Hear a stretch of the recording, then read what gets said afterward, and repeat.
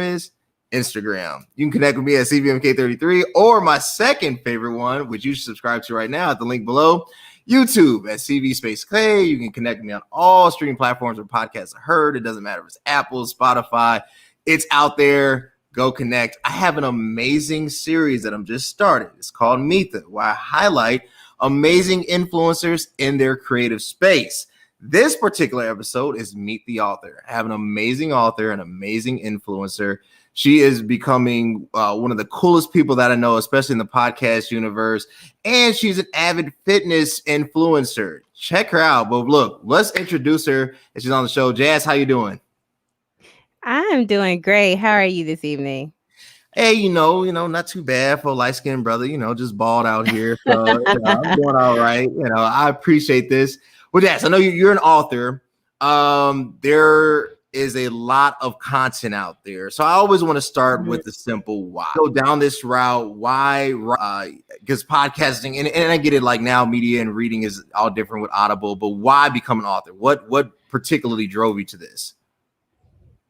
I am an writer first.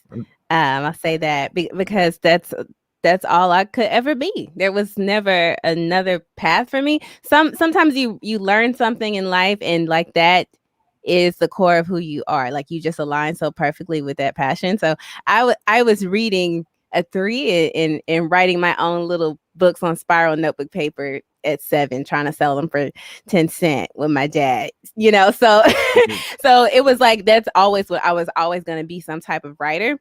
I didn't know in what way that was going to shape out. And so into adulthood, I went to college and I took a more corporate route, and I'm a writer in the tech space. But I picked back up on like my love of writing in my past time. So in college, I did a couple of creative nonfiction pieces that ended up being published. And I had the opportunity to be a part of a publication, like the back end part of that, and see how that works, and to actually like acquire some pieces and sit down with other writers and vet their pieces. And so it was always a goal for me to work on some kind of books.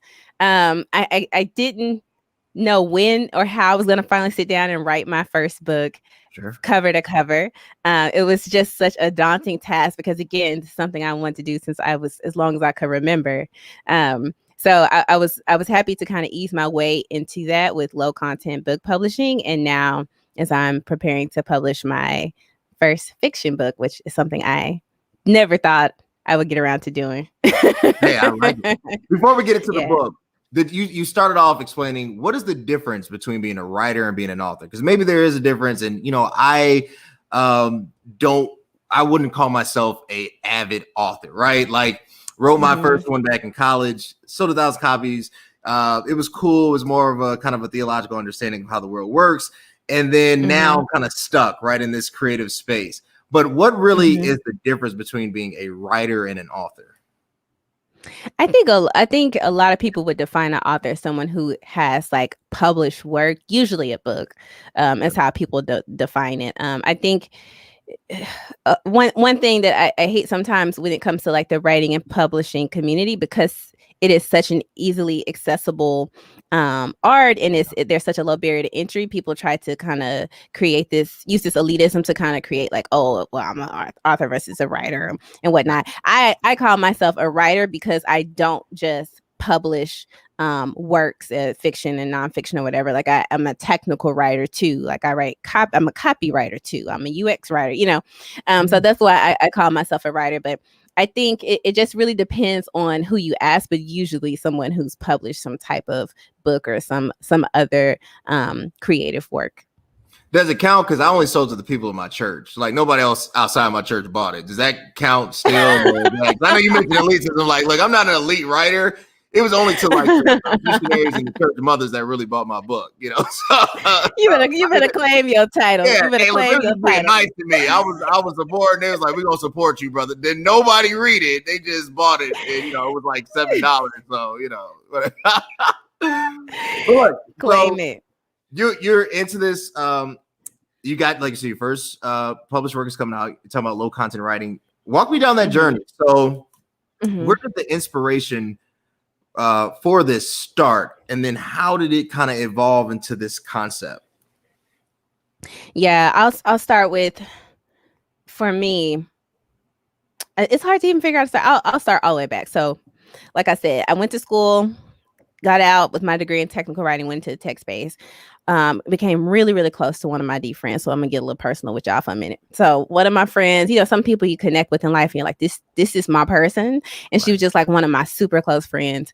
And we got really close, and she talked a lot about like her goals and dreams. And we ended up finding out that she got diagnosed with cancer. So she was trying to, in her mid 30s, so she was very young.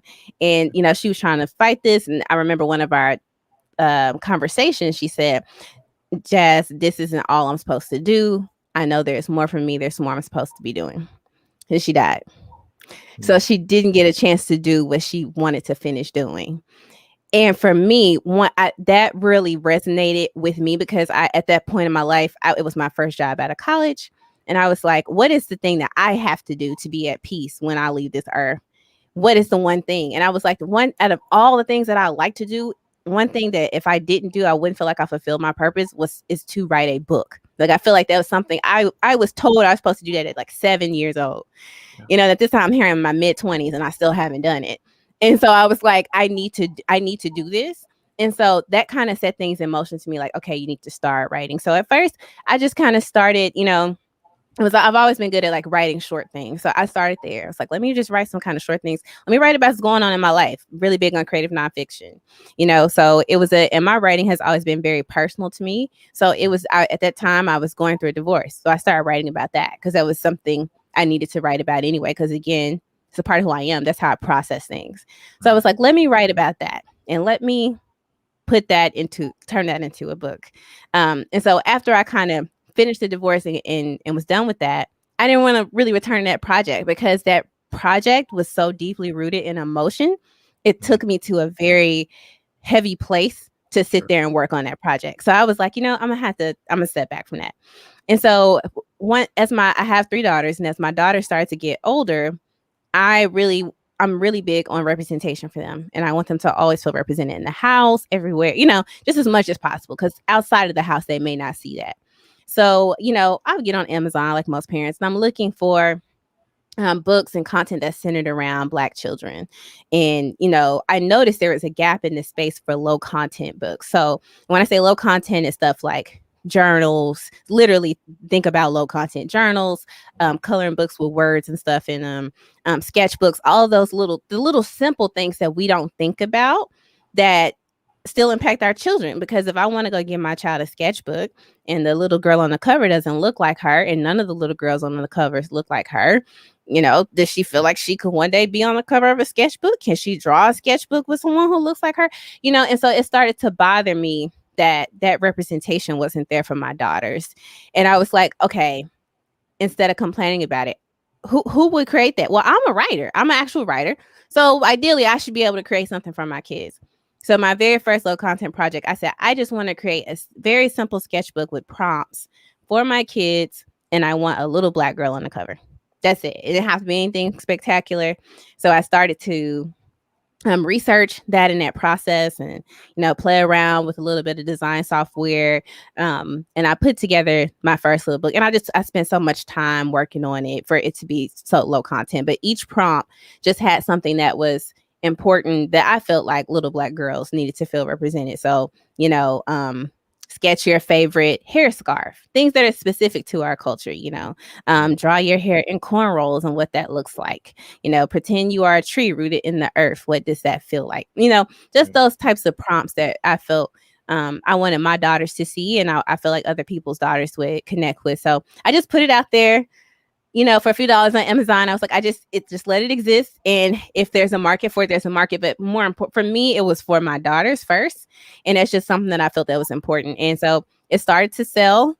And it did pretty well.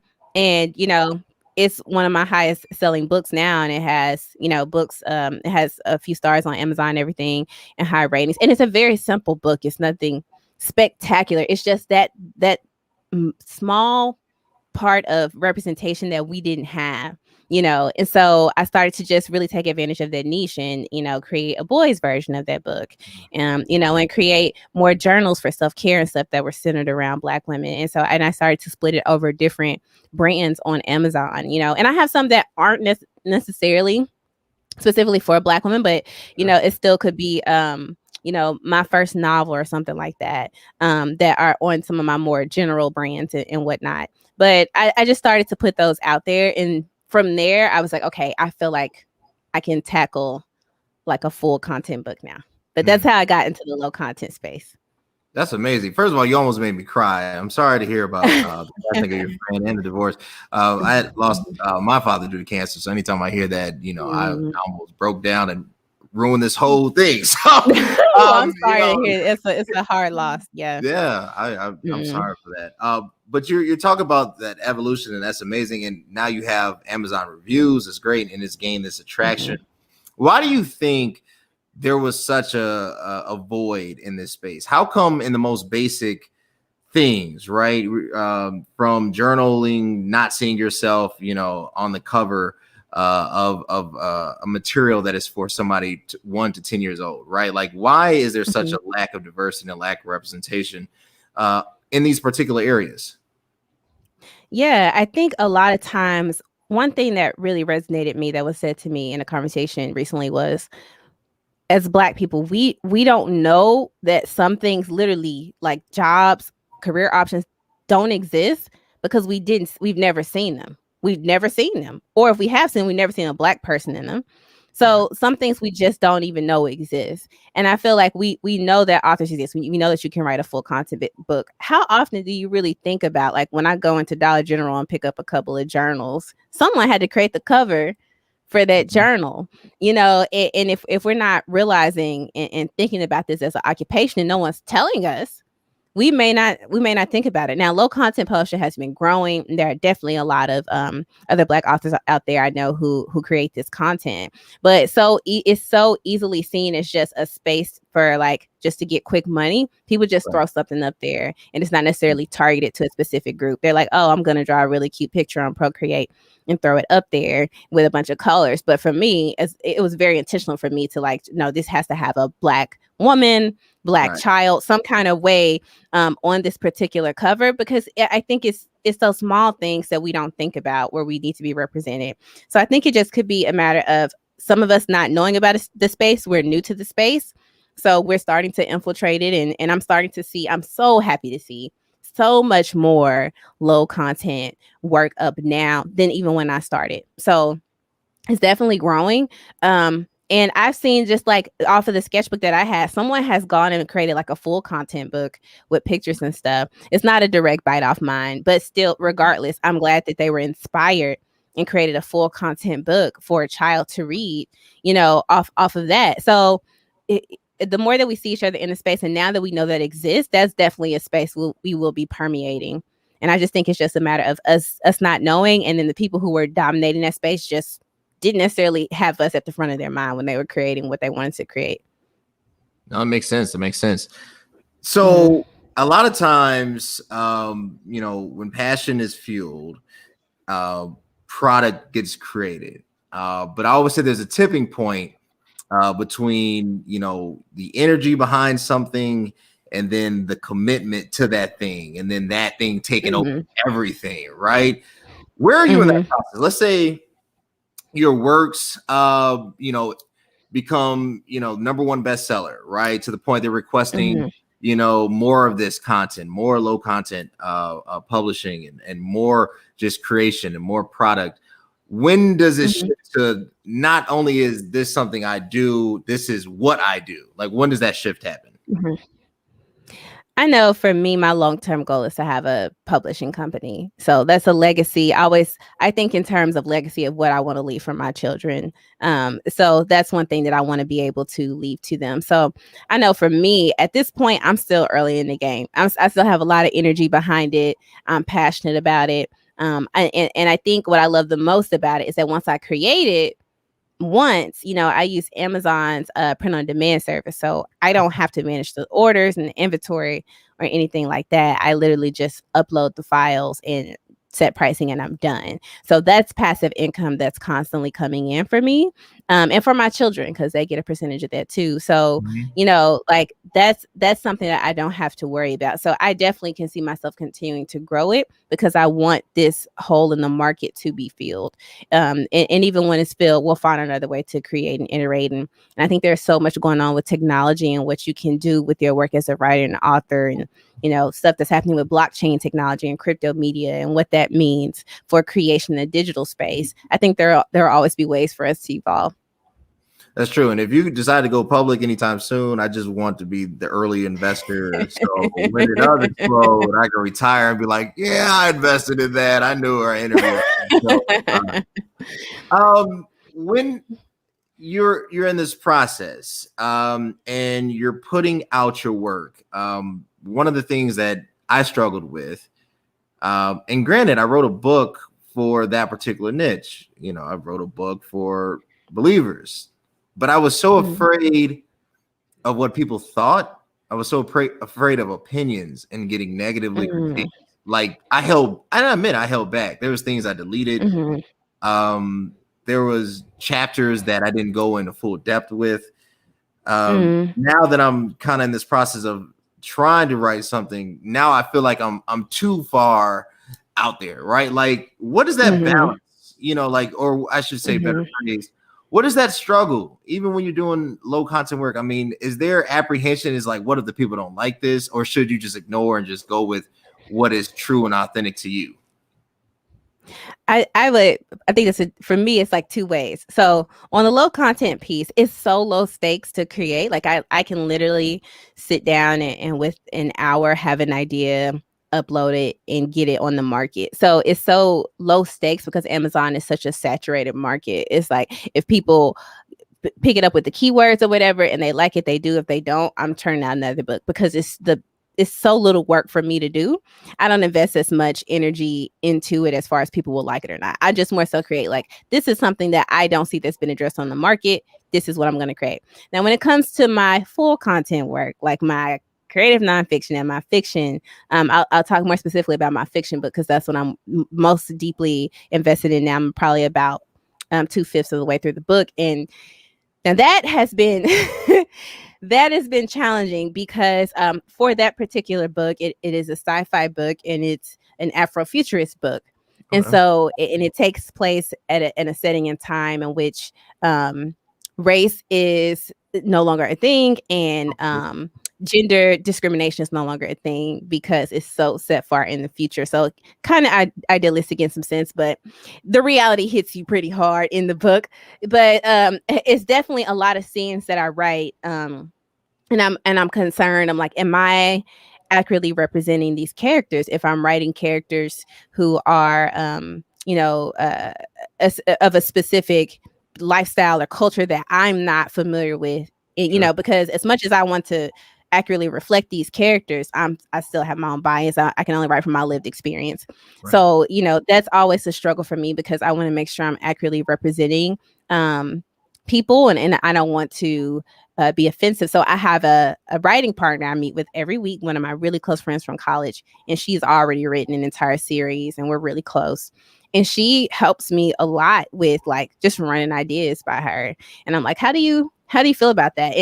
And because she's been down that role before, she does a lot of reassuring, behavior for me. She'll say like, okay, don't think so much about what people are going to say. It's your book, it's your character.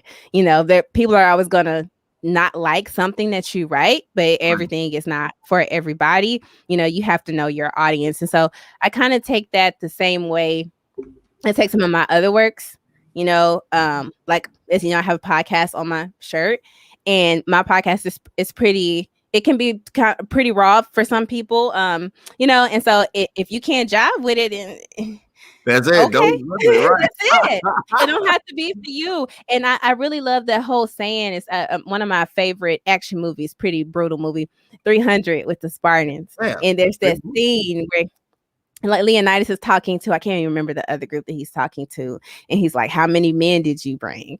And he's like, I brought, all these things and they're naming off their professions. Yeah. And then he's like, Spartans, what is your profession? And they just chant in unison. And I think about that. And he's like, see, I brought more men than you. And it's like, I don't need a 1,000 fans. I need a solid 10 that's gonna be there every single day, all the time. They're gonna support everything I do. So I try to focus on that. Like, yeah, it's gonna be a lot of people that are not gonna really fool with it. It wasn't for you. But the ones that do, they're gonna buy all my books. They're gonna attend everything that I do. They're gonna be invested in. That's what I need. You know, I'm not trying to convince the whole world to buy into, you know, my novel or my craft. Just the ones who it speaks to and resonates with them. That's who I'm trying to talk to. I like that. And I've been on the podcast. If you haven't, Black Executive, check out Jasmine's podcast. I'm gonna give her the plug on my podcast. I've been a guest. She is amazing, just podcast host. I had an amazing time, and we just keep it real. I mean, I said a lot of stuff on that podcast that I can't say during the workday. You know, we just keep it real. We just keep it real. That's what we do. I like, first of all, things that stood out to me. You just need your 10. I think we're living in the what I call the click or the Instagram kind of thought process. Like, how do I get to 100 likes in the first 10 minutes? Right. Like, so instead of creating something that we're really passionate about, we really want to drive home in our own unique space. We want to have that appeal, that mass market appeal.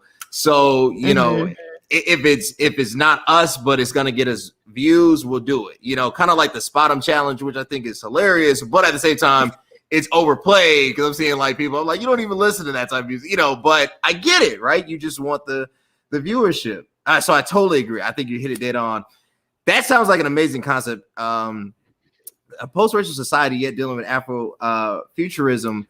I can see without knowing, right, where that is really going to kind of go in. That sounds like an amazing feat and just amazing journey and looking forward. And I will purchase. So talk to me. So you're welcome. So you talked to me about the fiction one. Now there's the creative nonfiction side, right? So, you know, sometimes, you know, fiction is life represented in masterful and colorful artistic ways to express a reality that is not our reality, but a projected reality. Because I don't separate it as fake versus non-fake anymore, because sometimes this nonfiction stuff is just as good as fiction, right? So talk to me about that process, that creative journey for the creative nonfiction. Ooh, so now that's definitely one of my softer spots where I'm a little bit more sensitive, because so much of my creative nonfiction work starts as me having a moment where I'm like, I need to get this off my chest. Gotcha. But those pieces end up being my most vulnerable pieces. So the first piece I had published was actually a piece that I wrote during my marriage, early in my marriage, when my husband's grandmother's house burned down. Oh, wow. And this house literally was so old. They had built it. Their family built it by hand, brick by brick. And so when it burned, the interior burned, but the actual structure stood. Sounds like a sermon. Yeah, it does. Yeah. And so I had to sit down and write about that and what that moment was like, and me processing that, because it was this awkward place where it's like, I feel like I couldn't quite grieve because it wasn't what it was for me to them. You know, as much as I was close to them, that wasn't my family who built that house. You know, it was their legacy and all that. And so I was like, I didn't feel as comfortable in my grief about that as, you know, he did. And I was like, how can I support him? And so when I wrote that piece, it was a really hard piece for me to write. And when I decided to submit it for publication, I think I ended up at that time, I was like sharing my work because I was in college. I think I shared it at an event, and somebody was like nudging me, like, you should really submit for that to be published. And I did. And it actually got picked up, and I got to actually perform it like in front of an audience, and it was like live on this radio station. So I like to say I'm famous in Ireland because apparently the station was really big in Ireland. But it was a really cool experience. But it was very vulnerable because this is my life, and on top of that, it was an intimate moment in my marriage. And I was just kind of putting it out there, but people received it so well. So many people like cried when I performed it. And it was just like, oh my gosh. Like, and that power and that vulnerability is what has encouraged me to continue. So like the second piece from that ended up getting published was a piece about me going through the same thing I talked about earlier with representation from my daughter, trying to find a doll in a store that looked like my daughter. I had a light-skinned daughter with like this mixed texture hair. And it was like, I was struggling because I was like, when you go to the aisle, they only have white dolls, and then they have one black doll, and the black doll only looks one way. And I was like, Black people look a lot of different more shades and hair types and than that. And I'm like, this is a beautiful black doll, but that's not what my baby looks like. And so I was kind of struggling with, and she really wanted a doll for Christmas, for her birthday. And so I kind of struggled with that. And so again, it was a very vulnerable piece for me as a parent, trying to figure out like what is the best decision, and like why was this such a hard decision? Something like picking a doll, right? It should be simple. Well, it's such a hard decision for me. And so again, it was another piece that I wrote that really resonated well and got published in a zine. So it's those really raw moments that tend to get picked up. And so I've learned to not hide behind those. Like I have to be vulnerable in my writing. So I think I'm actually probably a lot more comfortable with sharing my creative nonfiction work than my fiction work, because in my creative nonfiction, it's like, this is my life. This is an experience I had. You can feel how you're gonna feel, but this is what I lived through. No, that makes sense. I didn't look growing up. There was nothing that looked like me on as far as toys, as far as stuff on TV. I tell people all the time, look, until 2005, when I first heard of President Obama, I was clueless. I was like, I need somebody on this thing that reflects me in some aspect. And it is, you need to see that representation. You talk about the vulnerability. Is it, I won't say fair, but why does it seem like the hurt that happens in people's life is what draws other? Like almost like pain is purposeful, if that makes sense, right? Because it's what gravitates, it's what pulls, and what captures the audience's attention. During this process, and as you got more comfortable with the vulnerability and sharing your story, has it been therapeutic, or is it more, because you mentioned I got to get off my chest, is it more for the I want to inspire and tell somebody it's okay, or is it more for an inner healing? For me, it's always for me. I always write for me. I never write for anybody else. I think when I have to write for someone else, I don't always speak in my authentic voice. I speak in the voice that's tiptoeing around feelings, and if I'm gonna offend somebody and all, I don't want to write like that. So when I write, it's just like I need to say everything that is on my mind right now. So it's very much catharsis in healing for me, and that's a part of my philosophy that I encourage all writers. So I taught writing for 7 years for college students, and so that's one thing that I always told them as well. Like, you just write from your heart and your soul. Then once you get it out on paper, you can structure it and figure out what you want to do with it. But you just need to get it out. So when I write, it's just like, get this off my chest. And if I feel like it's cohesive and it can go somewhere and I want to share, if I feel like someone can be uplifted or inspired or just feel seen. I feel like sometimes, like your question about the pain, I feel like sometimes people resonate with pain because they just want to know that someone can adequately capture something they may have experienced or something that they felt. I know, like, I think about the same way with music, right? When you go through a breakup and you listen to a bunch of love songs, you don't really want to fester on the hurt, but you want to know someone in the world has experienced this type of pain and was able to channel and express it in this creative medium, which is this love song. It's like, I don't want to sit and wallow in my misery, but I need someone to feel what I'm going through right now. And this woman screaming on this track right now is going through what I'm going through right now. So we can scream and cry together in the mirror, so in the shower. In the rain, crying like a 90s Jodeci video. I get it. But, oh man. But yeah. I'm trying not to share that story, man. Look, totally unrelated. This is random. This is a random moment. Way long time ago. I understand, before I met my wife, I kind of had one of those, moments, and like, I don't know why, like 90s R&B and even old school, like I was listening to Al Green and Tears on a Pillow type stuff, like because I wanted to express it, but I couldn't express it. And I'm like, these songs make sense, right? Yeah. Thank God for Jesus. I was told thank God for my wife and thank God for that deliverance, because they ain't no more. Yeah, that's real. That is real, and I feel like you want to know that someone in the world has experienced what you experience, and you're not alone. And it's normal, right? It's normal when you find out, because sometimes I feel like, especially when you're going through grief or you're trying to process something, you feel so alone in the moment, and you're like, is there anyone else who has experienced this? Is there anyone else who's gone through this? Am I overreacting? Am I underreacting? Am I abnormal in some way? And then when you see that expressed in writing or in music or whatever, you're like, this is a normal human experience, and whoever this person who created this is still functioning in life, and I can get past this too.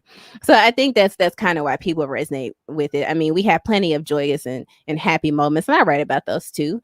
But the pain, it's like, when you're I feel like almost when you're happy and you're just in so much joy, you're so busy experiencing that moment, you don't really, I know for me, I don't always have time to capture that on paper. I'm just experiencing it and being happy. But when you're in pain, you can't think about anything else but the pain. But the pain is like, what else can I do with this? I need to dump it on this paper. You're right. Happiness creates complacency. That's what the reality. And then unfortunately, pain creates purpose. So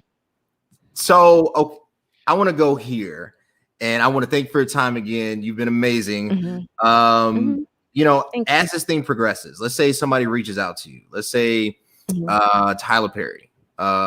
Maybe not Tyler Perry. Maybe like Ryan Coogler, right? I love Tyler Perry.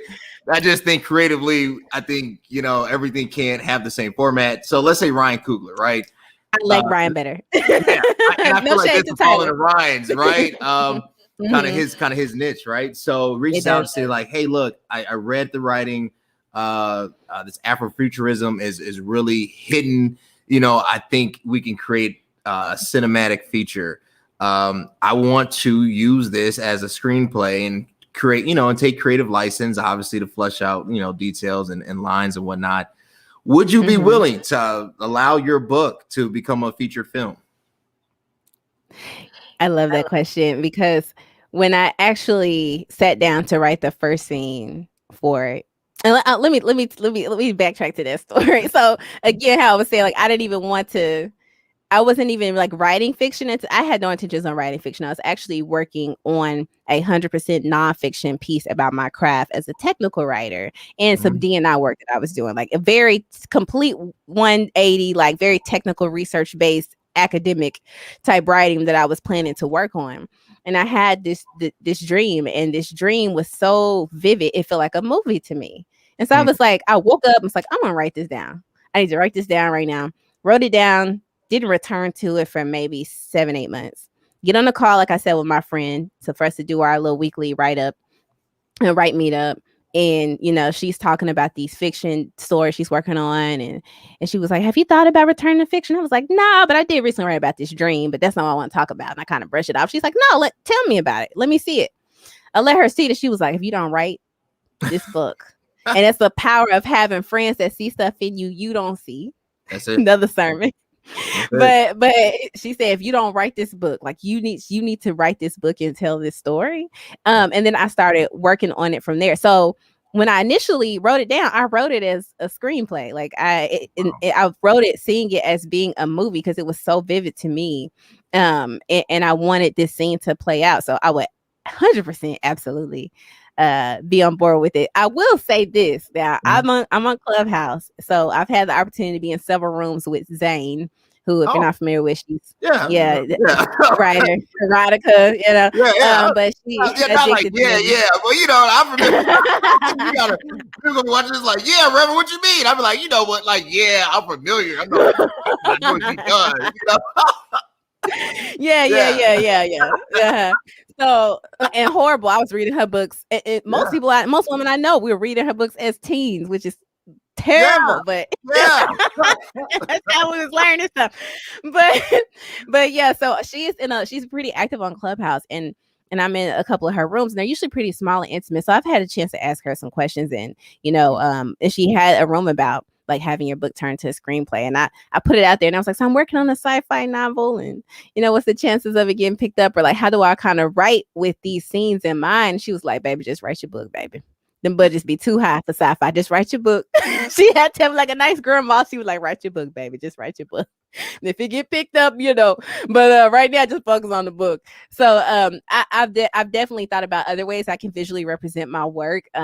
If a screenplay isn't an option, because it costs a lot of money to create a world that doesn't exist. You can't just go out and shoot sci-fi in the environment, because some of this stuff doesn't even exist, or it's a totally different world. But yeah, I would 100% be on board with that. Awesome. I like it. Go out and write your book. That's whatever it is, just go out and write it. Hey, I want to join, and sometimes I think about joining Clubhouse, and then I'd be like, do I really want to engage with, I engage with, people I don't know that, but it's like, I don't know, like to do that. I'm hesitant. I really want to get on Clubhouse, but sometimes I'm lazy. I'm gonna be honest with you. You know what hinders Cody? Because sometimes like I just be sitting there like I just want to watch LeBron James play, and then the Lakers game come on, and then I lose all creativity, and that's what happens. Where can they buy the book, Jazz? Where can it? So when this comes out, your stuff will be on the screen. Where can they buy the book? Yes. So when it is out, which I'm hoping will be published this year, because like I said, I'm getting there. I'm saying I have my own site, Jazz Will Write, and that's where I have like just currently like my portfolio and things like that. But I plan on reshaping that site to include my published works as well. So you'll be able to find it on jazzwillwrite.com, JASWILLWRITE.com. I got it. jazzwillwrite.com. Guys, go out there. Guys and gals, go out there. Get the book. Support Jazz. Amazing author. But don't just support her with the books. Support her on the podcast. Where can the people connect with you? Where can they follow you? Yes. So I'm at Black Executive. It's Black Executive, but no E in the middle. So BLACKXECTIV. It went the wrong way, but y'all get what I'm saying. So follow me at Black Executive. You can find it on blackexecutive.com. You can find me on Apple Podcasts, Spotify, wherever you stream. And we're on YouTube now. So we're doing video interviews, which you will catch Cody's when it drops too. Follow her on YouTube, Instagram at Black Executive. Follow the podcast, buy the books. And of course, if you're following her, you got to support me. By YouTube, CV Space K, and you want to support Black-owned businesses, everything is up there. All you need to do is support. I appreciate my guests again, Jazz. You are amazing. You're an amazing gift to humanity. These books, they're much needed. We need representation in every single sphere of life because there are little children who do not see themselves and grew up with identity issues like myself because I did not see myself, and I didn't know if I needed to be dark skin like Michael Jordan or blonde hair, blue eyes, because that's all I saw was around me. The only Black person that was visible was MJ, and everything else was, white. So I appreciate you so much time. Support Jazz. And as always, thank you for tuning in for another episode of It Is What It Is podcast.